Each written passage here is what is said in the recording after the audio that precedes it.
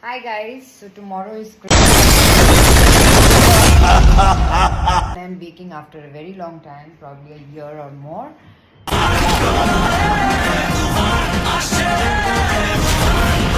শাকিব খানের নায়িকা হয়ে নিজেকে ধন্য মনে করছেন অপার বাংলার জনপ্রিয় চিত্রনায়িকা মিমি চক্রবর্তী। চলুন ছোট্ট এই ভিডিওর মাধ্যমে বিস্তারিত জেনে আসা যাক।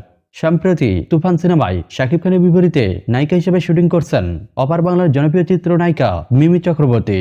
আর এই সিনেমায় মিমি চক্রবর্তী যুক্ত হওয়ার পর থেকেই ভারত ও বাংলাদেশে তাকে নিয়ে ব্যাপক আলোচনা হচ্ছে।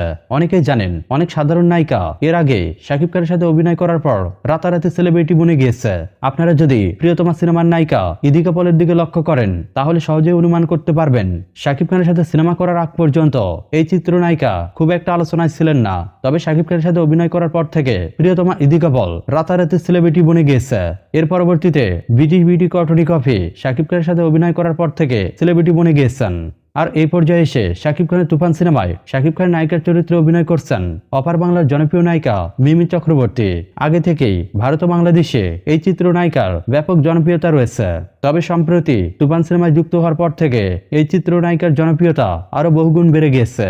আর বিভিন্ন কারণে বর্তমানে সোশ্যাল মাধ্যমগুলোতে এই চিত্রনায়িকার বিভিন্ন পোস্টে লাইক কমেন্ট বেশি পড়ছে। আর বেশিরভাগ কমেন্টে শাকিব খানের নাম উচ্চারিত হচ্ছে।